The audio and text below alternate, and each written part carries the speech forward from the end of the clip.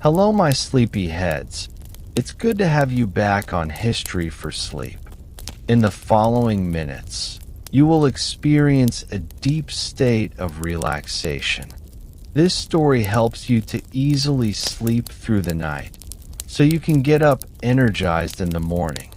Not only will you fall asleep faster, you will also get rid of disturbing thoughts. Listen to these history stories for at least 10 days for the best results. The longer you listen to the video, the more likely you'll experience persistent and positive changes in the way you sleep. I wish you a great rest, and if you haven't already, we'd be very happy if you consider subscribing to the channel so you won't miss any new calming and relaxing history story. Tonight, we journey back into the world of medieval castles, when the sun sets and shadows fill the stone corridors. From torchlit banquets to whispered prayers in the chapel, from guards patrolling the battlements to servants working in silence, discover the hidden rhythms of life after dark in the Middle Ages. This calm, storytelling sleep history will guide you through the mysteries of the night, perfect for relaxation, learning, and drifting into peaceful rest. But before you get comfortable and let your mind drift into this medieval world, I'd love it if you could take a gentle moment to like this video and subscribe. Only if these calm stories of the past bring you peace. Your support truly helps me grow and keep making these calm journey through time just for you. And in the comments, let me know where you're tuning in from and what time it is for you. It's always so wonderful to see our little community listening together from all corners of the world, quietly sharing these stories across space and time. So, settle in, dim the light, maybe turn on the fan, take a slow breath, and let us step softly into the world of medieval castles, where each sunrise and sunset tells a story of life, survival, and human resilience. Now, let's begin. The night has fallen across the medieval landscape, and slowly, you find yourself approaching the silhouette of a castle rising against the twilight sky.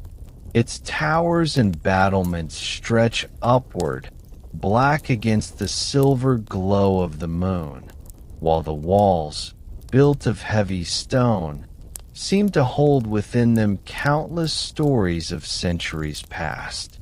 As you draw closer, the air grows cooler, and the soft sounds of the outside world, the rustle of trees, the distant croak of frogs near a moat, the faint whistle of the wind through cracks in the stone, blend together into a hushed melody that makes the entire scene feel timeless. Entering the castle at night is not like entering a palace of brightness. Instead, it is to cross a threshold into a world that is half shadow, half silence, where every flicker of torchlight carries more meaning than the broad daylight ever could. The gatehouse looms ahead, its heavy iron portcullis raised for the moment, though you can see the chains and mechanisms ready to drop it in an instant should danger approach.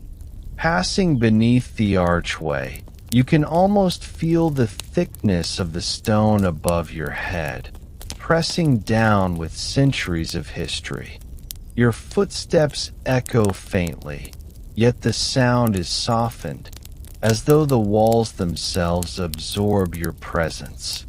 On either side, small slits in the wall suggest where guards might watch, unseen, even in these quiet hours. At night, the castle becomes a place of contrasts. protective and welcoming to those within, yet unyielding and forbidding to anyone without. You cross from the darkness of the outer world into the dim, torch-lit courtyards, where life continues at its own gentle pace. Inside the courtyard, the night brings a new rhythm to castle life. By day, this place might echo with the noise of servants, tradesmen, and messengers rushing about. But now, under the cover of darkness, the activity has slowed to a steady heartbeat. A few stable boys move quietly among the horses, carrying buckets of water and handfuls of hay, speaking in low voices so as not to disturb their masters. The horses snort softly, their breath steaming in the cool night air. Somewhere nearby, the faint clatter of pots suggests that the castle kitchen is still awake, preparing late meals or storing away food from the day's feast. You are struck by how alive the castle feels, even at night, though its energy is quieter, subdued, hidden beneath layers of shadow and whisper. As your eyes adjust to the darkness, you notice the small details that only nighttime reveals. The torches flicker and cast long, dancing shadows across the cobblestones. The walls themselves seem to change character, no longer the familiar gray of daylight, but instead painted with the warm glow of fire, streaked with orange and gold. Windows high above show faint points of candlelight, some clustered together in the great hall, others standing alone in the towers where guards keep their watch or nobles prepare for sleep. The castle is not asleep, not yet, but instead, it hums with a softer kind of life, a secret rhythm that belongs to the hours after sunset. You walk slowly across the courtyard, hearing the crunch of gravel and the rustle of straw beneath your shoes. The smells of the night are different here. Smoke from the hearths, the faint tang of iron from the blacksmith's corner, mingled with the earthy scent of the stables. The sound of footsteps on stone comes from somewhere above, perhaps a guard on patrol, moving along the wall walk, looking outward into the darkness beyond the castle's moat. Even in peace, the castle cannot fully rest, for the night always carries with it the possibility of threat. Yet, for those within, the strength of the walls and the vigilance of the watchmen bring comfort, a sense of security that allows sleep to come more easily. The great wooden doors of the hall open slowly, revealing a warm glow that spills onto the courtyard stones. Inside, the vast space is alive with the remnants of the day. Long tables are half cleared, jugs of ale and plates of bread left from the evening meal. A few servants move quietly, stacking dishes and sweeping floors, their shadows stretching along the walls as they work. Above them, banners and tapestries sway gently in the faint drafts, their colors muted in the low light. The hearth burns steadily at the center, its fire reduced to glowing embers, but still radiating warmth. The hall feels hushed, as though it is exhaling after the noise of the feast, slowly settling into the calm of the night. You pause, allowing the quiet rhythm of the place to wash over you, a reminder that even in an age of knights and kings, life was as much about rest as it was about duty.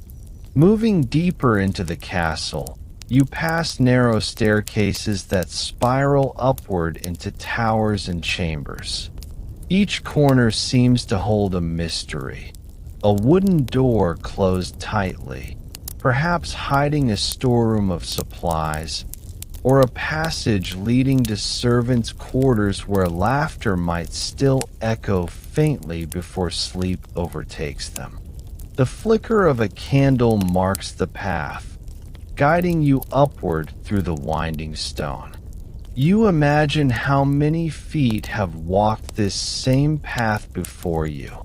Soldiers in armor, servants carrying trays, lords and ladies dressed in finery, each leaving behind invisible traces of their presence. At night, these halls carry all of those memories together, blending them into an atmosphere that is both heavy and strangely comforting. When you step out onto a tower walkway, the air is cooler still, and the night sky spreads wide above you. Stars twinkle faintly, some half hidden by drifting clouds, while the moon glows over the fields and forests beyond. From this height, you can see the faint outlines of villages, their cottages scattered and dark, with only a few hearths burning late. The castle itself feels like an island of light in a sea of shadow, a beacon of safety amid the vast, uncertain darkness. The guards who patrol here walk steadily, their armor clinking softly, their breath rising in misty clouds. They nod as you pass, silent in their duty, their eyes always scanning the horizon.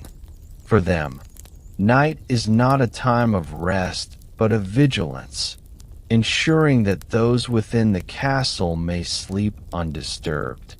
As you return from the battlements, the castle seems to breathe with you, walls shifting with the flicker of firelight, stairways leading you deeper into the quiet.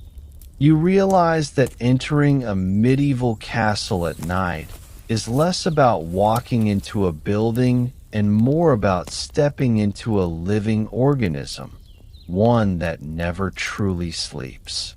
Every chamber, every tower, every courtyard has its own rhythm, its own purpose in the cycle of day and night.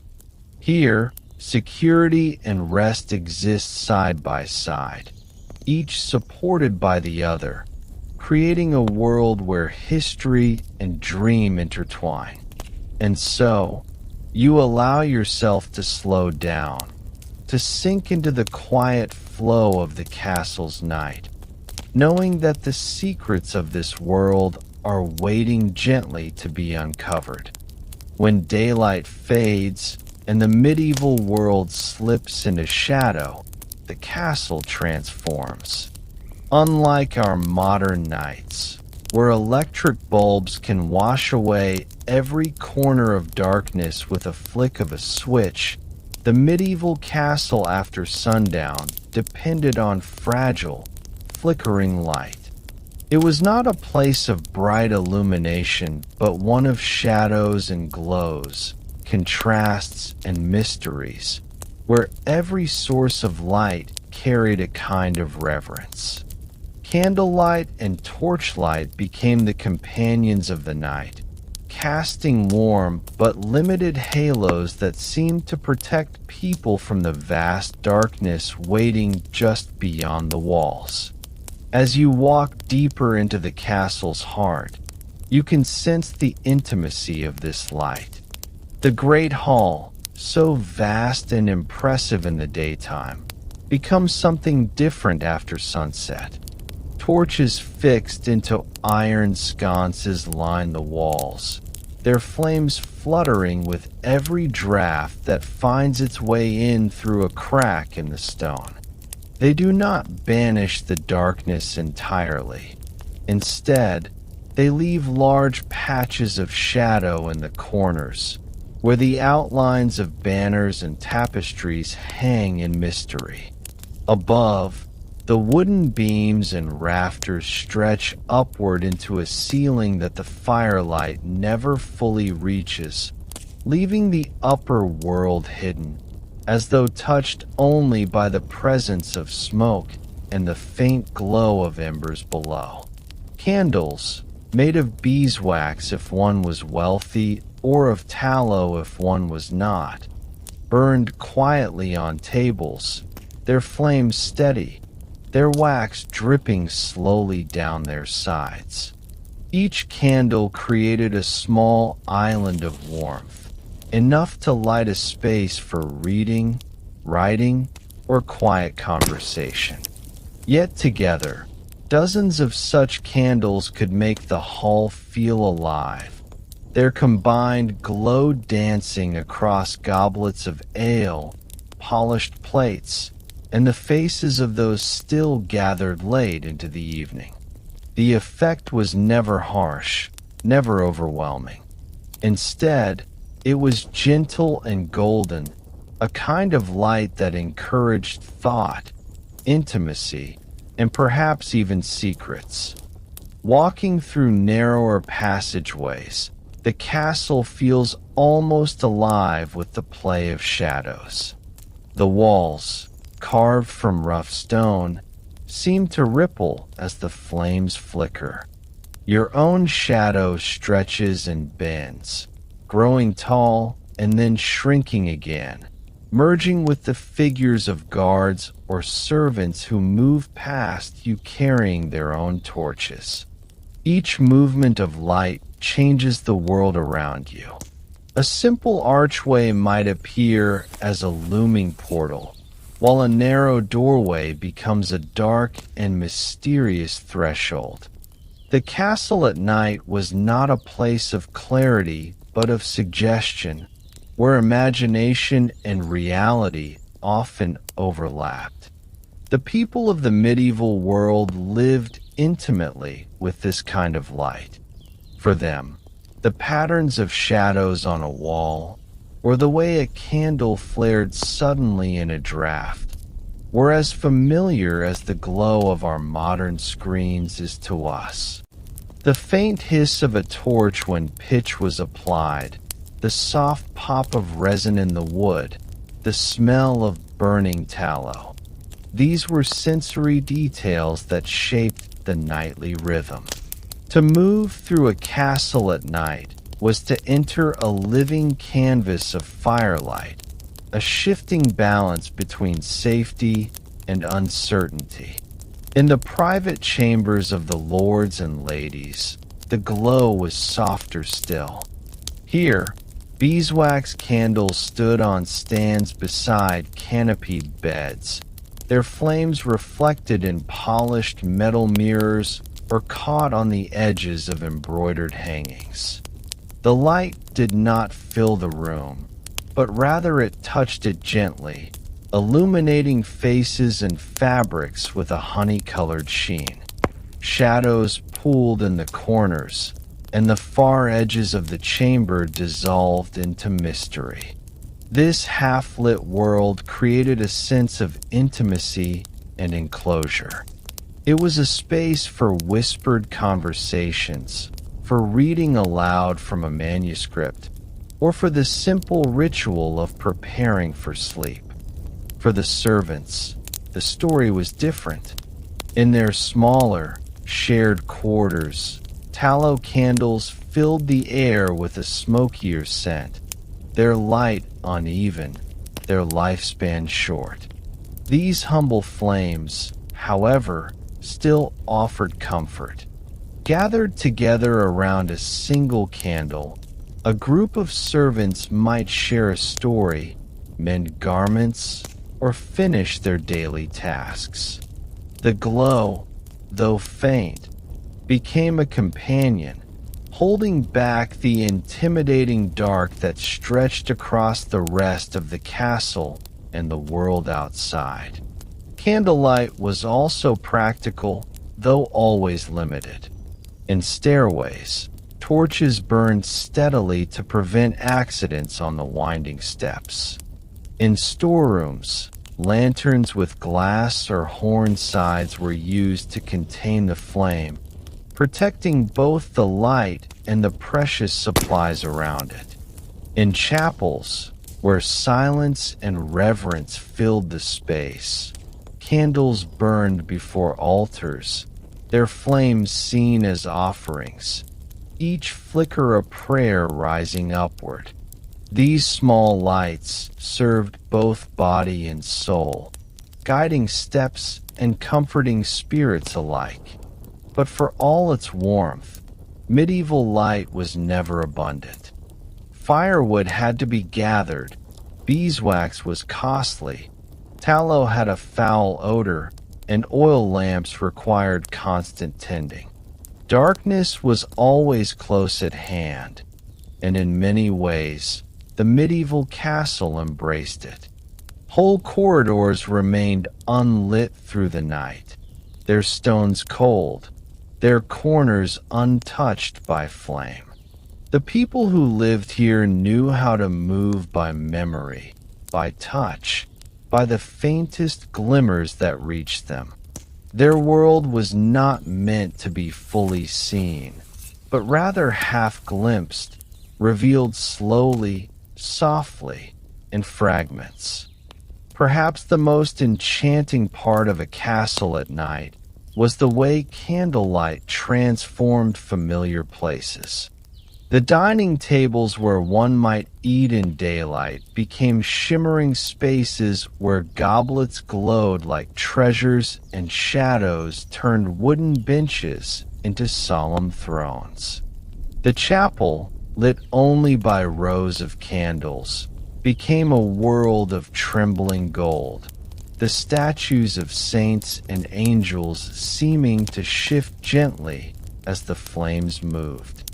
Even the courtyard, where a handful of torches burned along the walls, became a theater of silhouettes, every movement exaggerated, every sound deepened by the quiet. In this half-lit world, time itself seemed to change. Without the modern clock's constant reminders, people marked the hours by the consumption of candles, by the dimming of the hearth, by the gradual fading of light. The night stretched long, full of mystery, sometimes peaceful, sometimes unsettling. To live in a medieval castle after dark was to accept the presence of shadows, to find comfort in limited light, and to trust in the stone walls and vigilant guards to keep the unseen dangers of the night at bay. And so, as you walk slowly through these glowing spaces, you begin to understand that the castle's beauty was not only in its architecture or its strength, but also in its relationship with light and darkness. The glow of torches and candles was more than mere illumination. It was a symbol of safety, community, and hope, fragile but steady against the vast unknown of the night. The castle glowed not brightly, but gently, its life after dark unfolding like a dream, one flickering flame at a time. When the day's work has ended and the sun has sunk below the horizon, the heart of the castle begins to glow with new life. The great hall, vast and echoing by daylight, transforms after sundown into a stage of warmth, music, and human voices. To step into the hall at night is to enter a world where stone walls, torchlight, and laughter blend into a tapestry of medieval life, where feasts nourish the body and entertainment nourishes the spirit. The great hall was not merely a room, it was the very center of castle existence. Here, the lord of the castle presided not only over meals, but over justice, ceremonies, and hospitality. And yet, at night, the hall revealed its most intimate and vibrant face. As you step across the threshold, you are greeted by the scent of roasted meats still lingering in the air, mingled with the sweetness of spiced wine and the earthy smoke from the immense hearth that dominates one end of the chamber. The fire, fed throughout the evening, fills the hall with warmth and flickering light, its orange glow competing with the torches that line the walls. Long wooden tables stretch across the room, their surfaces crowded with dishes, trenchers of bread, wooden bowls, and the remains of supper. Servants move quietly among the benches, gathering empty platters, carrying in fresh jugs of ale, or setting down baskets of fruit and cheese for those who linger long after the meal. In the upper section of the hall, known as the dais, the lord and lady of the castle sit at a raised table, their seats marked by cushions and sometimes even a canopy above them. From here, they look out over their household, both a family gathering and a demonstration of their status. But the hall is not solemn. It is alive with sound. Minstrels tune their instruments, the pluck of strings and the soft notes of pipes filling the air as conversation swells and laughter rises.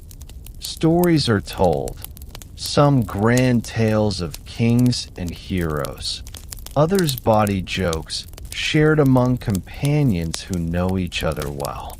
A servant pours wine into goblets, the red liquid catching the firelight, while another sets down a platter of roasted fowl, its skin crisp, its aroma enticing. To be here is to be embraced by a sense of community, where both nobles and trusted guests share in the pleasures of food and company. For the people of the Middle Ages, a banquet was more than sustenance. It was a spectacle. The dishes themselves were chosen not only for their flavor, but for their impressiveness. Peacocks might be presented with their feathers reattached after roasting, gleaming like jewels upon the table. Pies could conceal surprises within, such as live birds that would burst forth when the crust was cut open, creating gasps and laughter from the guests. Spices, rare and costly, were sprinkled liberally upon meats, both for taste and for the prestige they represented. To eat in the great hall after dark was not simply to dine. It was to participate in a ritual of display, power, and hospitality. Yet, alongside the grandeur, there was intimacy. Down the length of the tables, household knights, visiting merchants, and retainers shared simpler fare. Loaves of coarse bread, bowls of pottage, cheese, and beer. They talked and laughed among themselves, the warmth of fellowship as nourishing as the food before them. Children might dart between benches. Servants whispered instructions as they worked, and the sound of a dog's claws clicked against the stone floor as it searched for scraps. This mixture of high and humble created a texture unique to the medieval hall, one where hierarchy was visible but community was undeniable. As the evening deepened, entertainment unfolded like layers of a story. A minstrel might sing a ballad of love and loss, his voice rising and falling gently, drawing the hall into stillness. The hush of listeners, the crackle of fire, the echo of each note against the stone, made such performances timeless and dreamlike. Then, in contrast, A storyteller could leap into a tale of adventure, filled with gestures and vivid words, causing bursts of laughter or sharp intakes of breath as heroes triumphed and villains schemed. Jugglers, acrobats, or dancers sometimes entered, their movements mesmerizing in the shifting light, their presence a reminder that even in an age of hardship, people longed for wonder and delight. The hall itself magnified these moments. Its vastness made every sound resonate, while its stone walls absorbed the heat of the hearth, cocooning those inside against the chill outside. High above, banners and coats of arms hung silently, reminders of lineage and loyalty, presiding over the night's festivities. The glow of candles reflected in polished goblets and gilded plates, casting tiny stars of light that mirrored the heavens hidden beyond the roof. For those within the hall, the night could stretch long. Meals flowed into stories, stories into music, and music into the gentle hum of conversation that carried late into the hours. The feast was not only a time of pleasure but of diplomacy, where alliances were strengthened and promises made over shared bread and wine. Guests from afar were honored with places of prominence, their treatment a reflection of the Lord's generosity and the castle's prestige. Every gesture, every dish, every song carried meaning, binding together the threads of loyalty, power, and human connection. As the night waned, the energy of the hall began to soften. The minstrels played slower tunes, the torches burned lower, and the laughter faded into murmurs. Servants moved quietly to clear the last of the dishes, while some guests leaned heavily on the tables, their heads bowed in drowsiness after food and drink. The lord and lady might retire to their chambers, their departure a signal that the night was nearing its end. Yet still, the hall retained its warmth, its embers glowing, as if the space itself remembered every feast, every song, every story it had ever held. To stand in the great hall after sundown is to feel the heart of the medieval castle beating most strongly. It was a place where life gathered together in all its forms, grand and humble, serious and playful, sacred and profane. Here, beneath the high roof and before the glowing fire, the castle's people found nourishment not only for their bodies, but for their spirits. The flickering light, the mingling voices, the shared bread and laughter.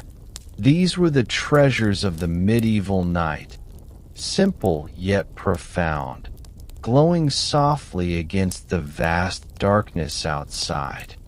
As the great hall settles into quiet and the last echoes of music fade into the night, another rhythm of castle life continues, steady and unbroken.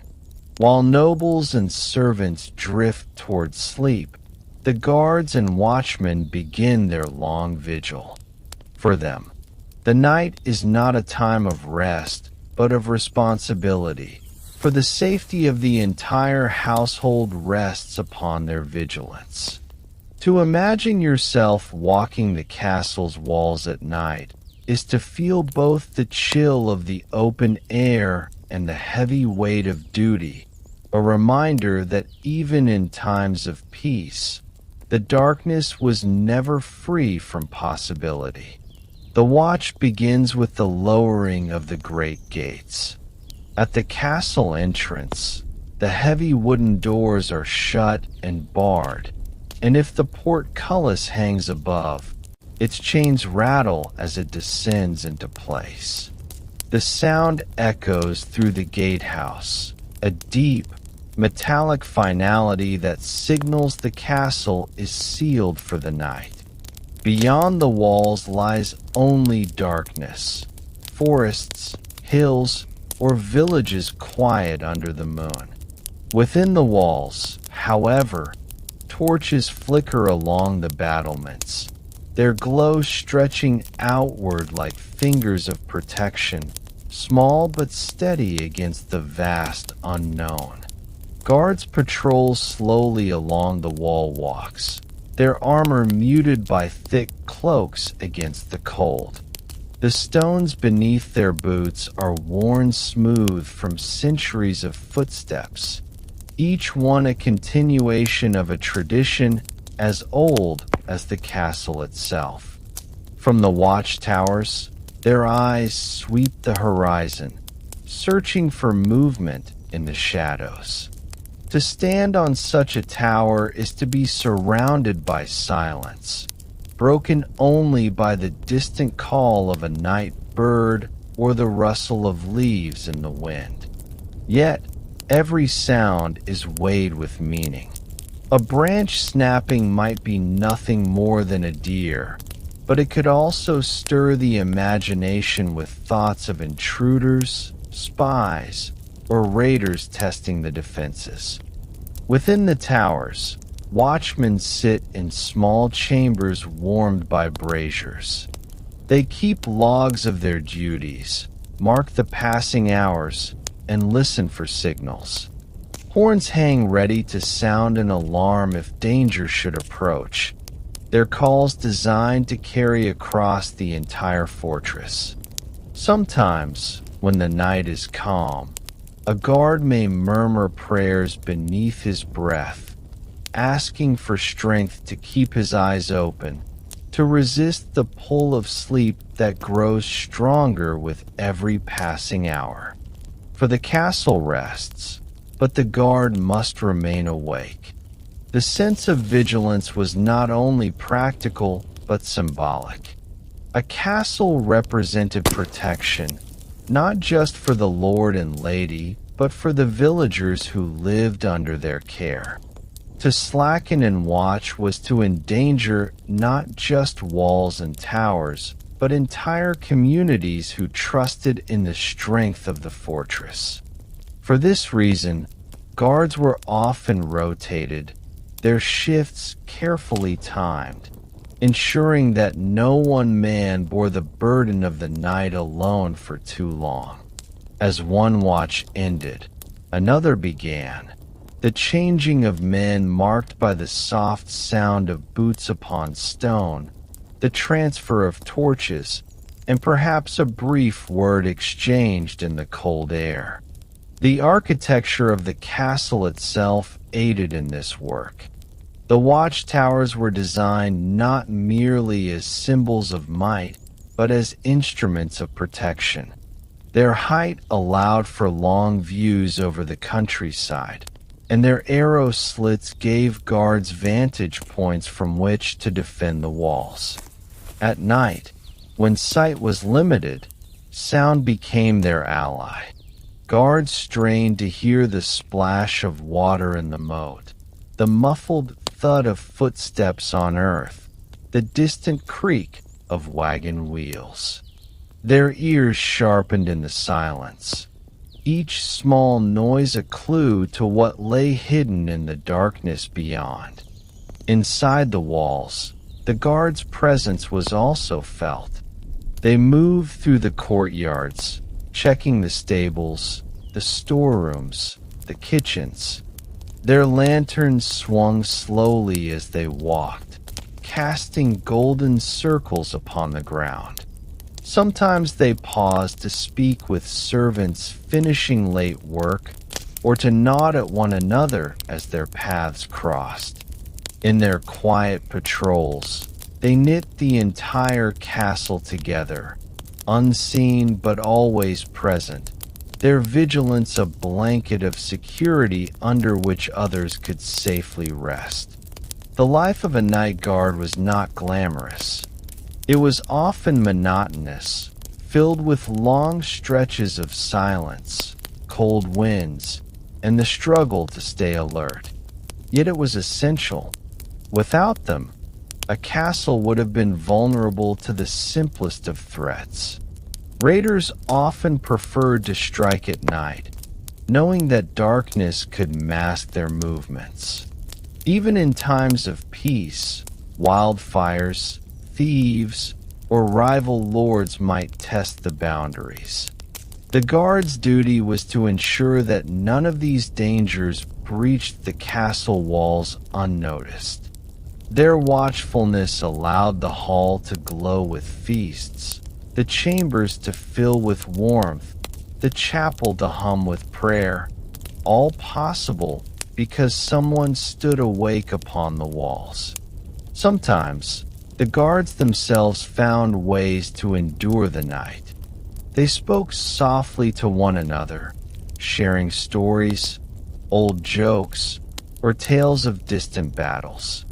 They watched the stars, learning to trace constellations across the sky. They counted the hours by the slow movement of the moon, or by the dimming of torches that needed to be refueled with pitch.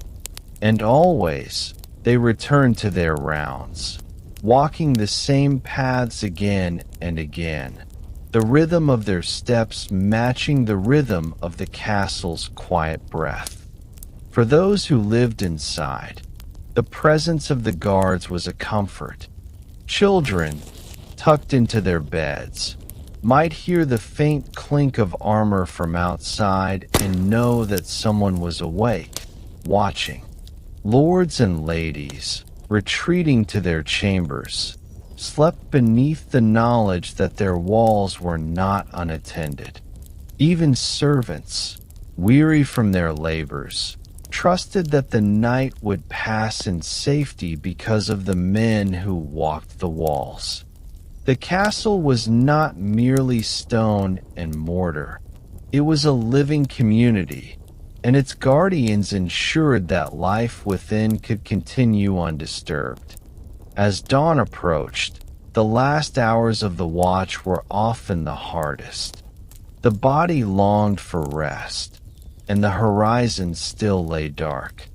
Yet slowly, the eastern sky began to pale, and the outlines of fields and forests re-emerged from shadow. The guards, weary but steadfast, carried their vigil through until the gates were unbarred once more, and the life of the castle shifted into its daily rhythm. Their work, largely unseen and often uncelebrated, was what allowed the medieval castle to endure not only as a fortress of stone, but as a home of safety, where people could sleep beneath the stars with confidence. And so, when you imagine yourself upon those watchtowers at night, cloaked against the chill, torch in hand, you feel the weight of both silence and responsibility. The castle breathes around you, glowing faintly in the darkness, its people dreaming in safety. Beyond the walls lies uncertainty, but within there is order, vigilance, and trust. To be a guard in the medieval night was to stand as a barrier between chaos and peace, to keep the flame of security alive through the long hours until the first light of morning broke across the sky.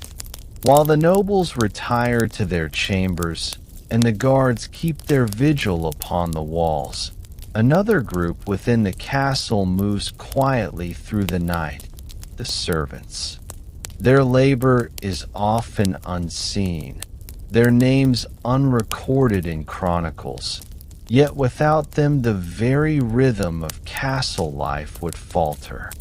To step into their world is to enter a realm of whispers and shadows, where work continues long after others have laid down to rest.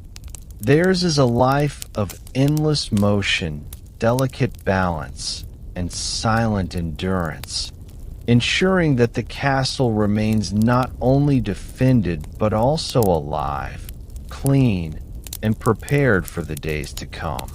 As the great hall empties, the first of the servants begin their duties. The remnants of the evening feast must be cleared away, platters scraped, goblets gathered, benches stacked neatly against the walls. The fire in the hearth is damped carefully, embers banked beneath ash so that it can be rekindled easily with the coming dawn. To walk through the hall in these late hours is to hear the soft clatter of wooden trenchers being carried off, the faint slosh of water in buckets, and the muted hum of voices speaking only when necessary. For them, the grandeur of the feast is not its taste or splendor, but its aftermath, a mountain of labor that stretches into the night. Down in the kitchens, the night is alive with quieter sounds.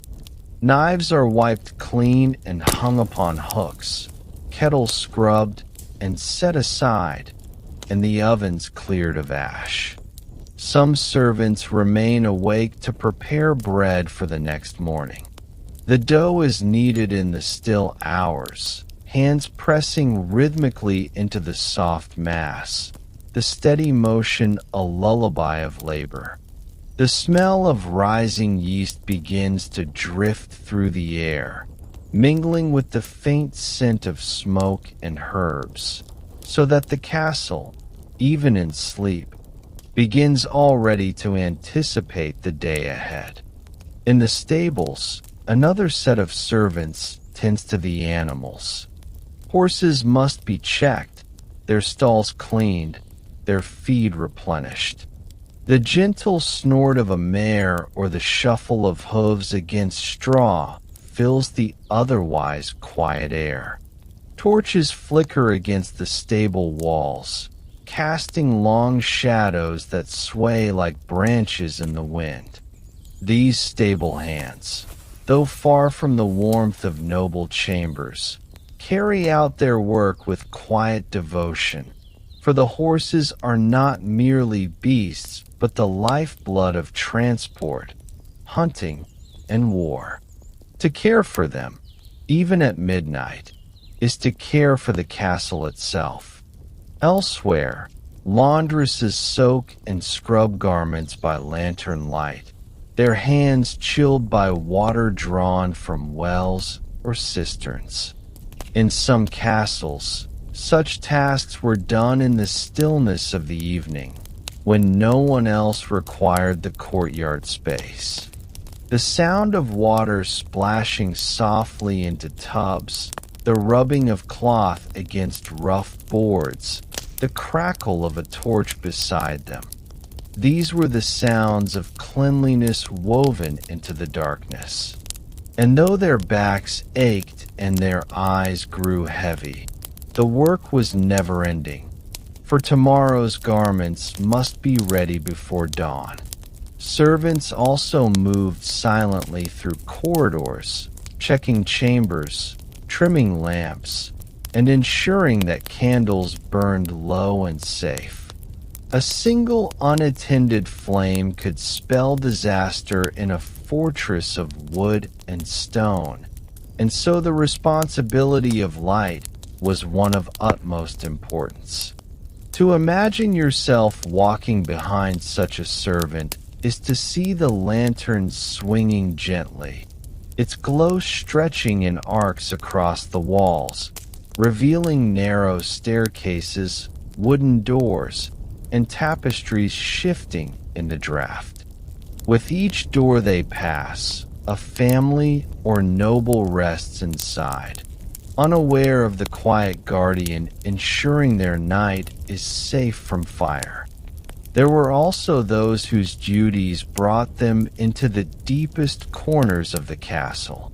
In storerooms, food was checked, salted meats inspected, barrels sealed tight to protect against dampness and pests.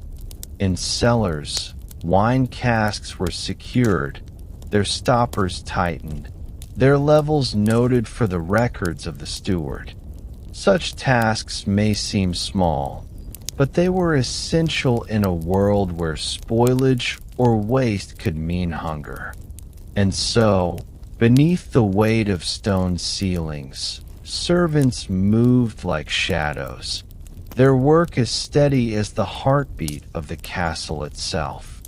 For many of these men and women, sleep came only in short fragments, stolen between tasks.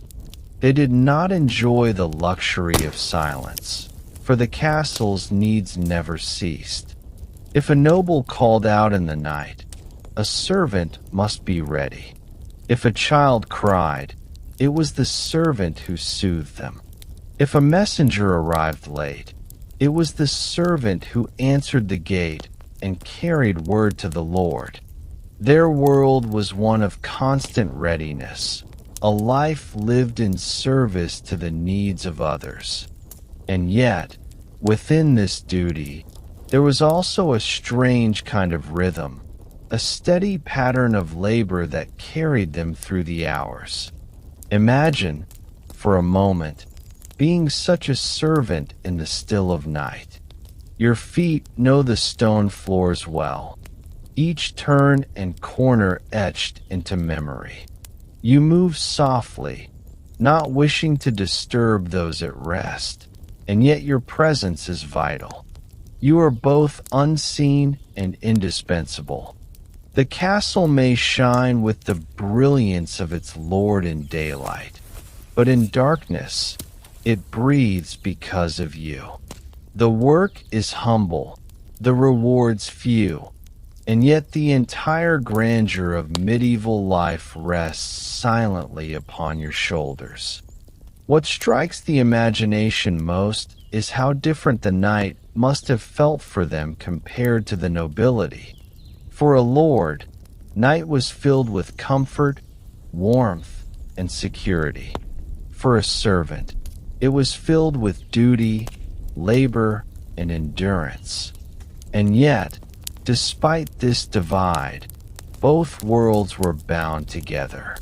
Without the silent movement of the servant, the Lord's chamber would grow cold, his hearth untended, his morning bread unbaked. Without the vigilance of their hands, the castle itself would fall into disorder. As the night deepened, servants sometimes stole brief moments of stillness. A kitchen worker might pause to rest her arms upon a table, watching the embers glow faintly in the oven. A stable hand might lean against a wooden post, listening to the soft rhythm of the horse's breathing. A laundress might stop, just for a moment, to lift her face toward the moonlight streaming faintly through a high window. These were not moments of idleness, but moments of quiet humanity, a reminder that even those who labored unceasingly found ways to breathe, to dream, to feel the passage of night. When dawn finally crept into the sky, servants were already in motion once more. Fires were rekindled, breakfast prepared, floors swept, and beds made. For them, there was no true beginning or end, only the endless turning of tasks that flowed from one hour to the next. Yet their work, often forgotten, was what allowed the castle to flourish as a world apart, a fortress of order in a landscape of uncertainty. So as you imagine the medieval castle at night, picture not only the noble at rest or the guard upon the tower, but also the servant moving softly through corridors, carrying water, tending fires, and laboring with quiet persistence. They are the unseen heartbeat of the fortress, their steps echoing through its halls long after the world has closed its eyes. And in their silence, the castle itself sleeps peacefully, wrapped in the steady rhythm of their care.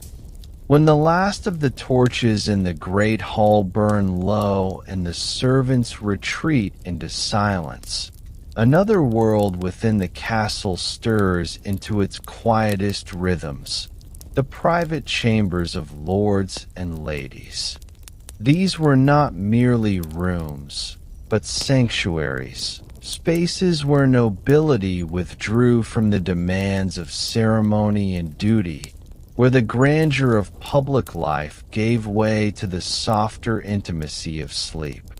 To imagine stepping into such a chamber at night is to enter a realm of warmth, fabric, and hushed whispers, a world apart from the vast stone corridors and echoing halls outside.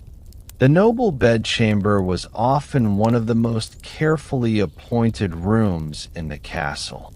At its center stood the bed itself, a structure far removed from the rough pallets of common folk or the straw-filled mattresses of servants. Here, a bed might rise high on carved wooden legs, its frame adorned with decorative panels or painted motifs. Heavy curtains, often of wool, velvet, or linen, hung from a canopy above, enclosing the sleeper in a cocoon of privacy and warmth. These curtains were not only a sign of wealth, but also a shield against the chill of stone walls and the drafts that crept through medieval windows. To draw them shut at night was to create a small world within a world, a private chamber within the bedchamber itself. The mattress was filled with down feathers, layered upon a base of woolen blankets, sheets of fine linen, and furs gathered for warmth. The weight of these coverings pressed comfortingly against the body, while the flicker of a nearby candle threw soft golden light across the folds of fabric. To sink into such a bed after a long day of governance, ceremony, or travel was to surrender into a rare moment of ease, where the burdens of power could slip away in the rhythm of breath and rest. Around the chamber, tapestries lined the walls, their woven scenes of hunts, battles, or biblical tales serving not only as decoration but as insulation. These great cloths softened the echo of voices, held in warmth, and gave the room a sense of intimacy that bare stone could never provide. Beneath them, rushes or woven mats covered the floor, sometimes strewn with herbs like lavender or sweet woodruff, releasing a gentle fragrance underfoot.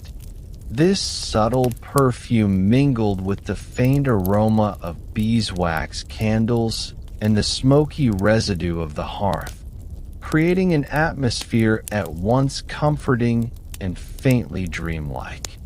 Yet the noble chamber was not only a place for rest, but also a stage for the rituals of privacy. Before sleep, a lord or lady might be attended by a small retinue, ladies-in-waiting, squires, or chambermaids, who assisted with the careful removal of garments, the brushing of hair, the washing of hands and face in basins of warmed water. These nightly preparations were both practical and symbolic, a gentle shedding of the day's weight. The rustle of fabric, the soft splash of water, the murmured words between servant and master, all contributed to the serene descent towards sleep. For noble couples, the bedchamber was also a space of intimacy and dynastic importance. Marriages in the Middle Ages were often political unions, but the private hours of the night were when bonds of affection, or at least familiarity, could be nurtured. The bed was a place not only of rest, but also of conversation, secrecy, and the continuation of lineages that shaped kingdoms. In the hush of the chamber, away from the gaze of courtiers and retainers, the lord and lady shared a world that belonged to no one else. Children of noble families, too, sometimes slept in adjoining rooms or on smaller beds within the chamber itself, their presence a reminder of lineage and continuity. In these spaces, sleep was not always solitary. It was layered with family, duty, and the closeness of human ties. The faint sound of a child's breathing, the occasional stir of movement beneath blankets, all blended into the nocturnal symphony of the chamber.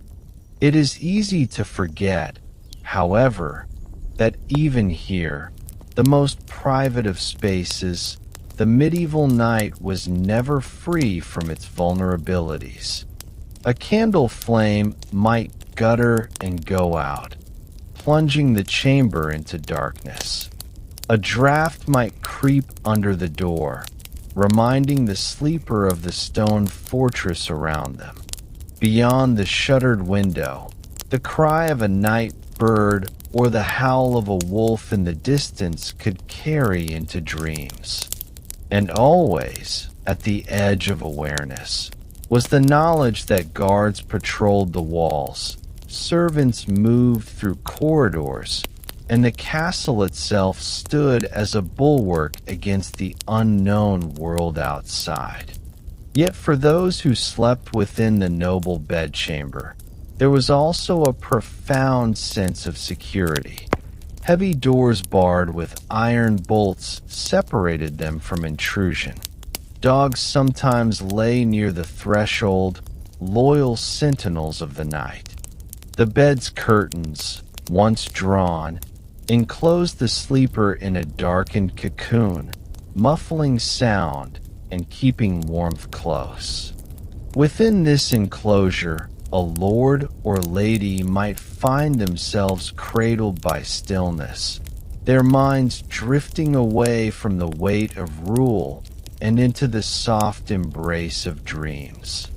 The rhythm of the bedchamber was slower than that of the hall or courtyard. Here, time seemed to stretch and soften, marked not by the clang of armor or the voices of retainers, but by the gentle crackle of firewood, the slow guttering of wax candles, and the steady rhythm of breathing.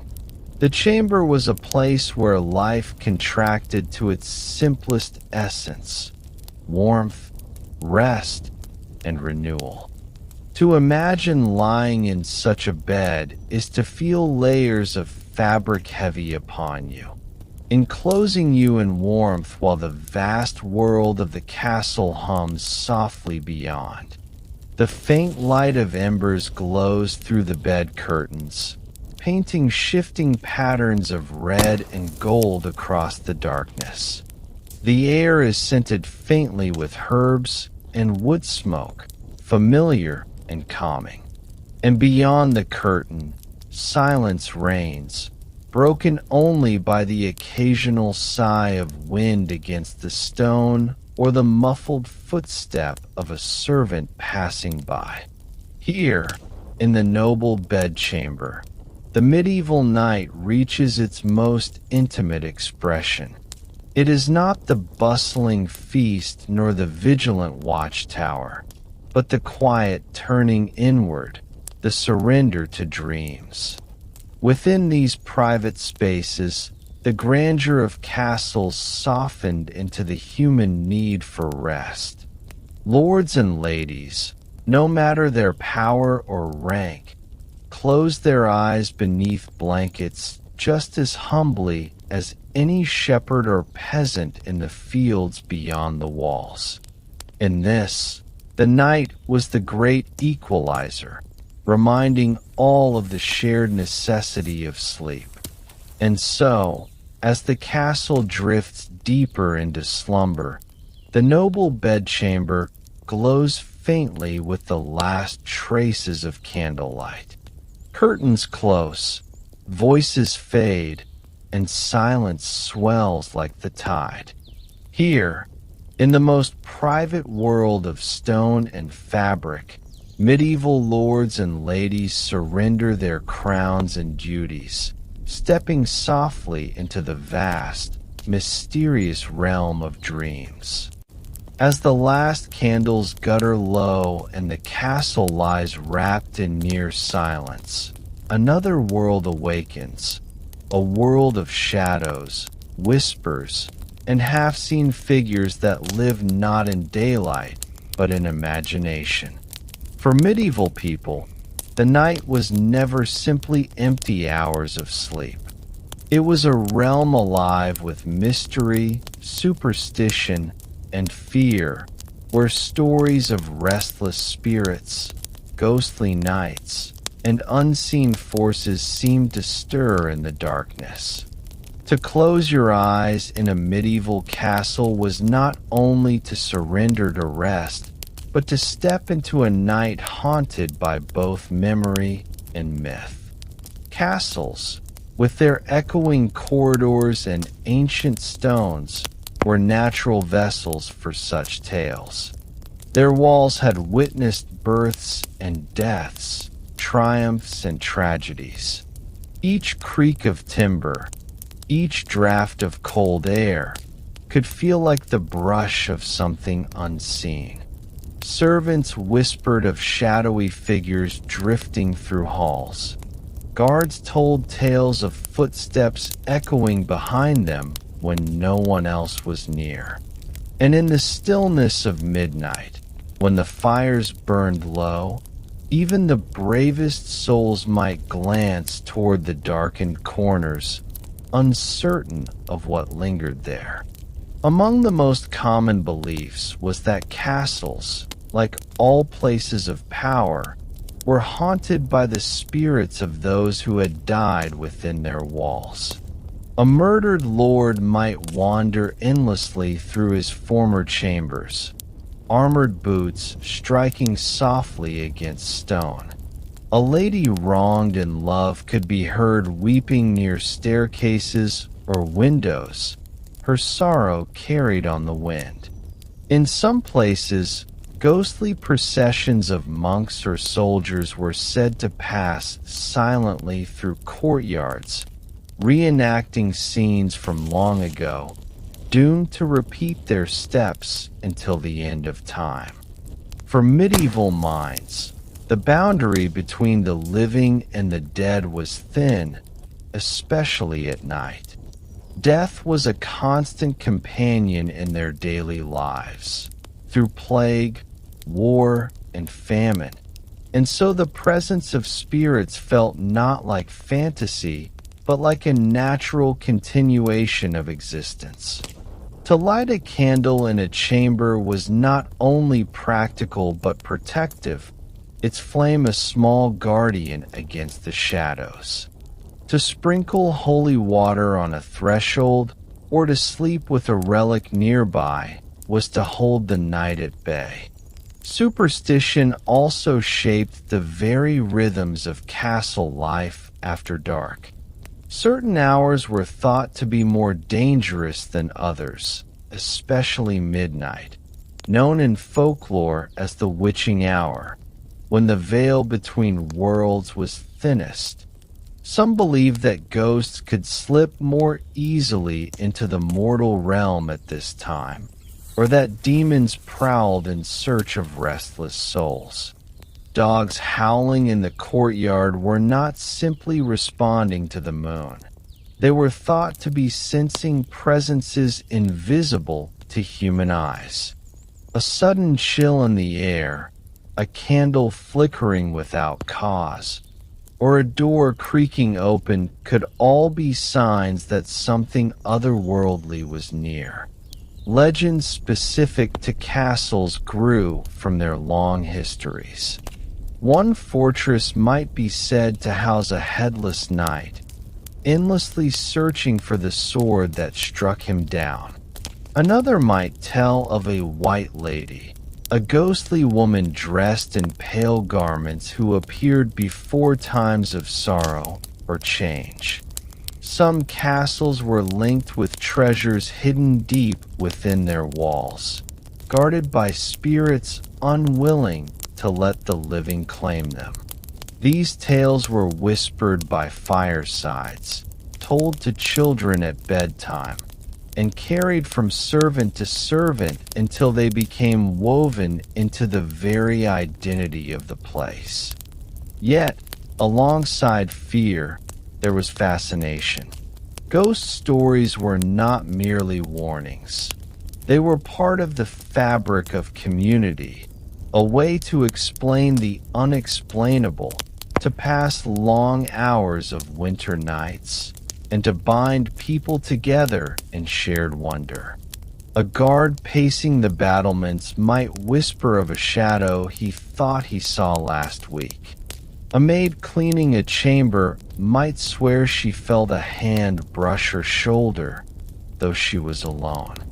These stories gave shape to the unknown, making the vast darkness of night something that could be spoken of, laughed at, or quietly respected. Superstitions also extended into rituals of protection. Charms and amulets were carried into bedchambers, sometimes sewn into pillows or tucked beneath mattresses. Crosses were etched into wooden doors or carved into beams, silent guardians against evil. Herbs like sage or rosemary might be hung above beds, their scent believed to repel unwelcome spirits. Priests were often called to bless chambers, chapels, and even entire castles, especially if unexplained noises or sightings caused unrest among the household. The unseen world was never far, and to sleep peacefully required not only warm blankets, but also faith and precaution. Imagine, for a moment, lying within your curtained bed in such a chamber. Outside, the corridor is empty, yet faintly, you hear the sound of footsteps. They draw closer, then fade away. Perhaps it is a servant passing quietly, or perhaps it is something else. The fire crackles, then sputters, casting shifting shadows across the walls. Your eyes drift to the tapestry, where a hunter raises his bow, and for an instant, in the flickering light, it seems he moves. The castle breathes around you, alive not only with stone and wood, but with the weight of centuries, each story lingering in the silence. For medieval people, these experiences were not brushed aside as imagination. They were reminders that the world was vast and mysterious, filled with forces beyond human control. Ghosts were not only frightful figures.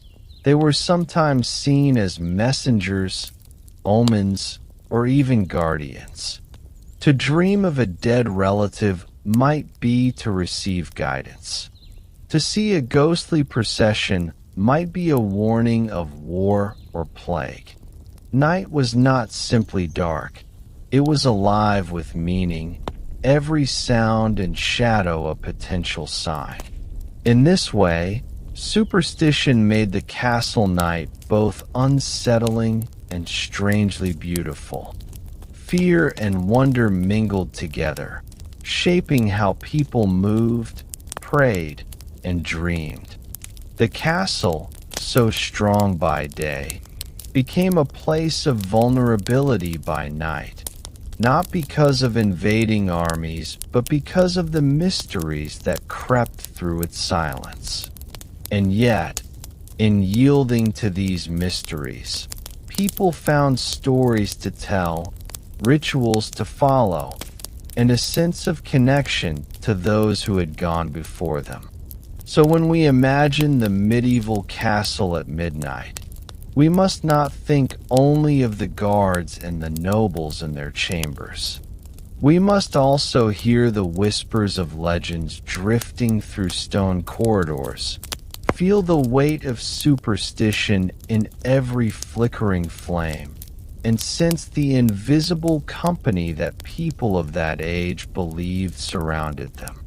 To sleep in such a place was to sleep not only in a fortress, but in a living tapestry of memory, myth, and mystery. And as the night deepened, the castle did not fall silent. It spoke, in voices heard only by those willing to listen. Amidst the shadows of a medieval castle, where guards keep watch and nobles withdraw into chambers, there is another rhythm quietly unfolding, one of prayer, devotion, and sacred silence. Many castles, especially great ones, held chapels within their walls, and where there was a chapel, there were often chaplains, priests, or even small communities of monks. Their presence brought a sense of stillness and sanctity to the fortress, reminding all within that above the stone walls and worldly power, there was a higher order guiding life. To step into a chapel at night is to enter a world apart. The air is cooler, the silence deeper, broken only by the faint hiss of candles burning low upon the altar. Stone walls echo softly with the creak of wooden benches or the hushed shuffle of feet as a monk moves across the floor. The light here is gentler than in the great hall, golden pools flickering in the darkness, casting long shadows of crucifixes, statues, and painted saints. The chapel was not built for grandeur, but for humility, and in its stillness, it offered a counterpoint to the noise and burdens of castle life. Monks and priests kept the canonical hours, the ancient rhythm of prayer that divided the day and night into sacred intervals. One of these hours, known as matins or sometimes vigils, was observed in the depths of the night. While others slept, monks rose to chant psalms, read scripture, and lift their voices softly into the silence.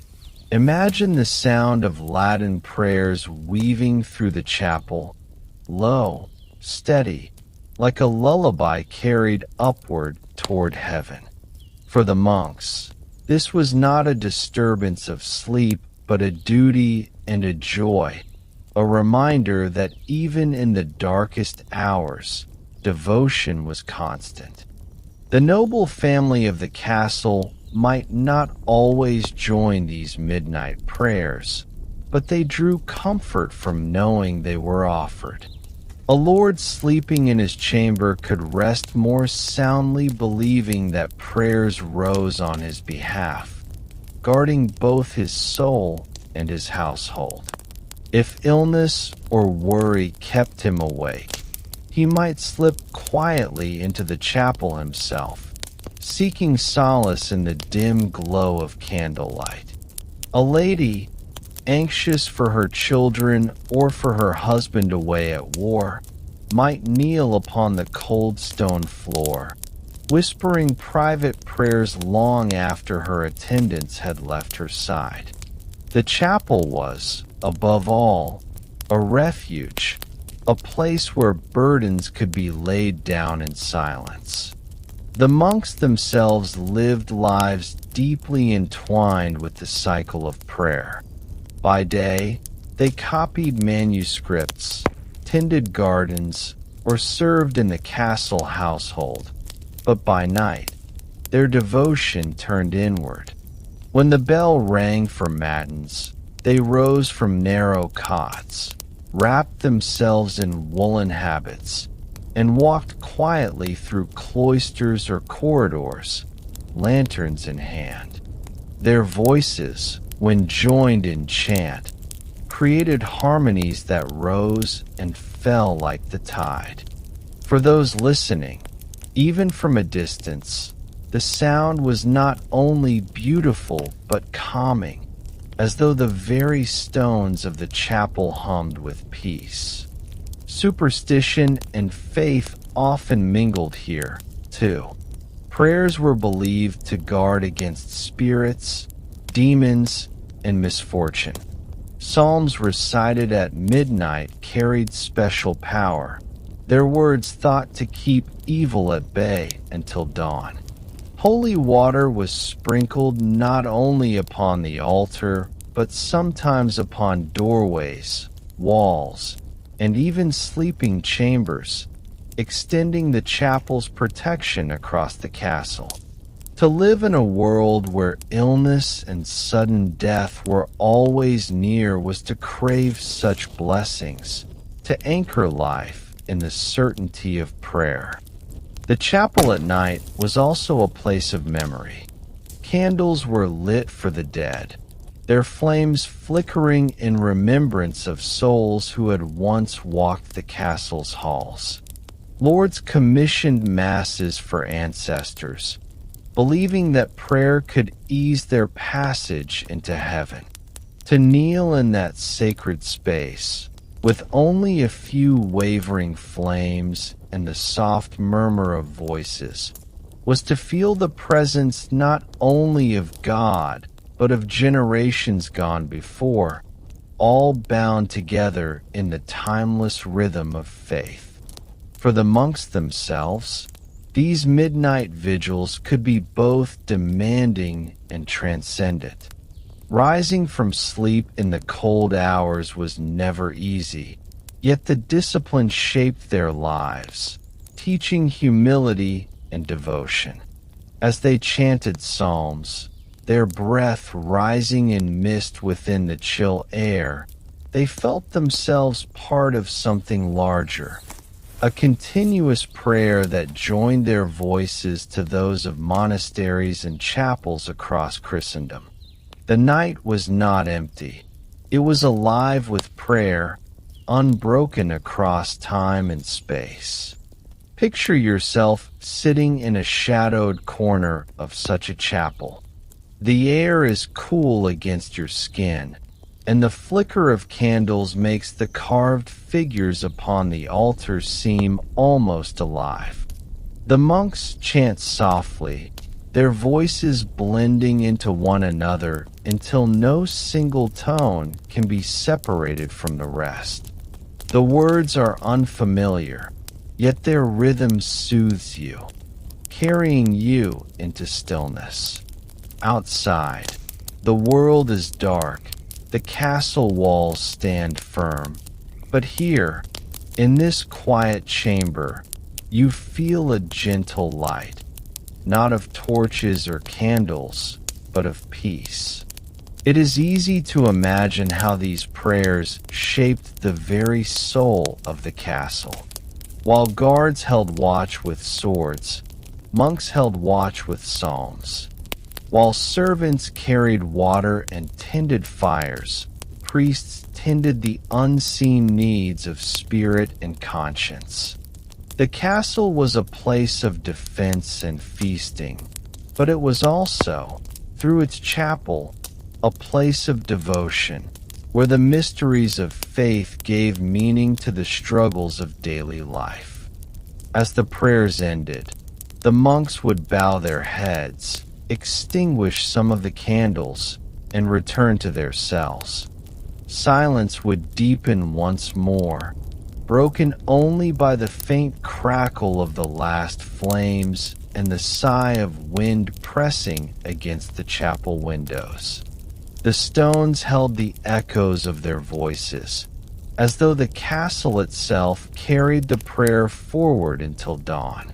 And when morning bells rang, The day began not only with labor and duty, but with a memory of sacred words rising in the night. In this way, the castle's night was never entirely secular, never only guarded by walls or weapons. It was also guarded by prayers, whispered in darkness, offered for protection, forgiveness, and peace.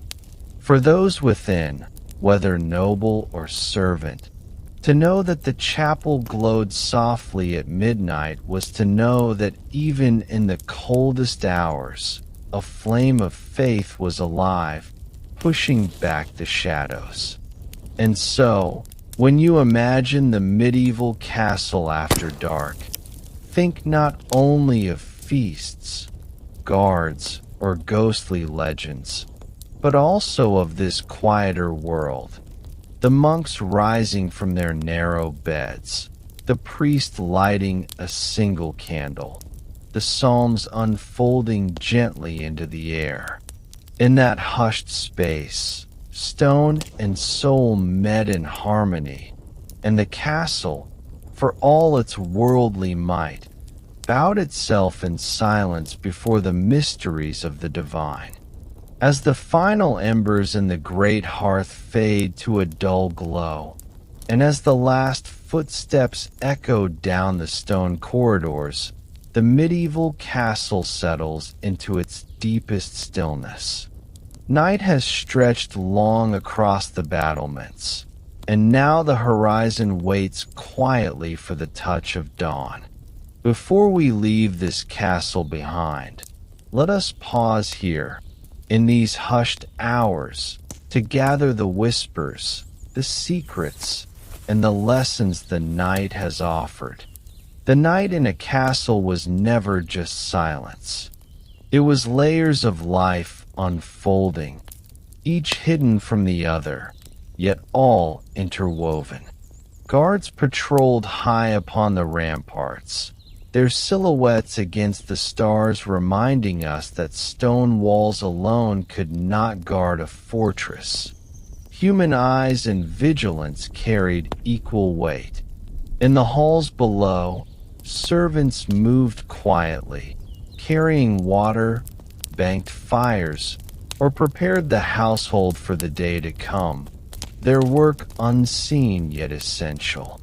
Beyond them, monks whispered prayers in the chapel, their voices rising like smoke into the heavens, asking for protection, for peace, for mercy on all souls within the walls. And in the Lord's chambers, beneath embroidered covers, and within the privacy of tapestried walls, nobles lay in slumber, their worries for war, land, and legacy briefly softened by the fragile peace of sleep. The castle, for all its strength, was as vulnerable as any family home in those hours. Sleep was both necessary and dangerous. It left warriors defenseless, leaders unguarded, servants powerless. Yet it was also in sleep that dreams came, that bodies healed, that minds found clarity. Even lords and ladies, with all their power, bent to this same truth, that night levels us all, reminding us that beneath title and station, we are human first. The secrets of the medieval night are not just in its dangers, but in its contrasts. The feast in the great hall gave way to silence. The crackle of torches softened into darkness. The noise of voices faded, replaced by the rhythm of wind through arrow slits, owls crying from towers, or wolves calling faintly beyond the walls. What had been a fortress of stone and life in the day became, in the night, a place of mystery, shadow, and whispers. One secret the night reveals is the sheer fragility of life within those walls. For all its thick towers and heavy gates, a castle relied on its people, guards staying awake, servants working unseen, monks praying faithfully.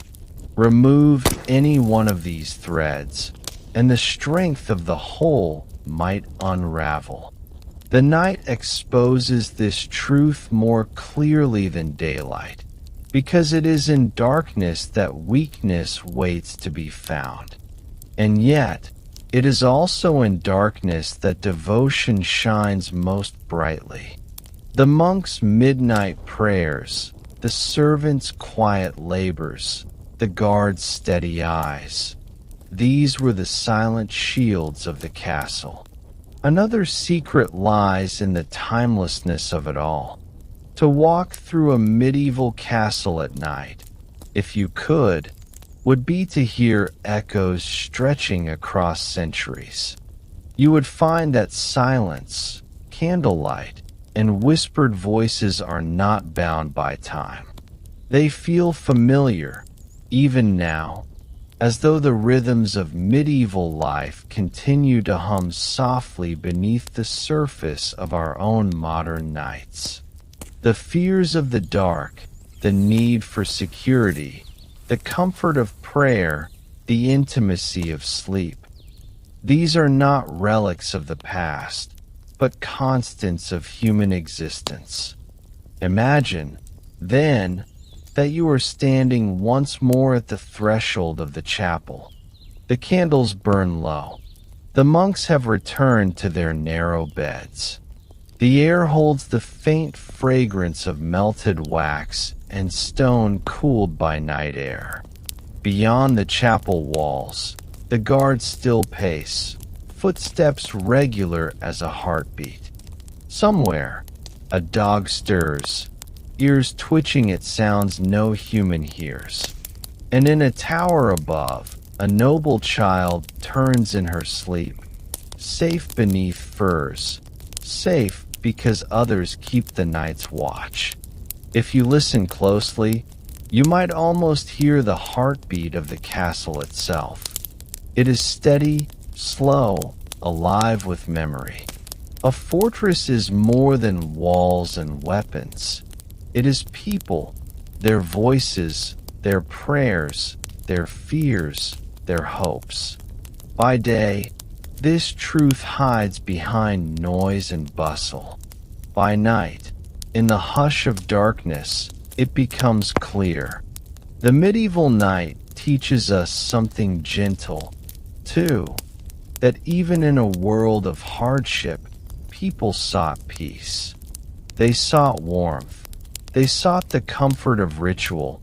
They sought the closeness of family and the safety of community. Life was harsh, yet they created spaces of rest, prayer, and quiet.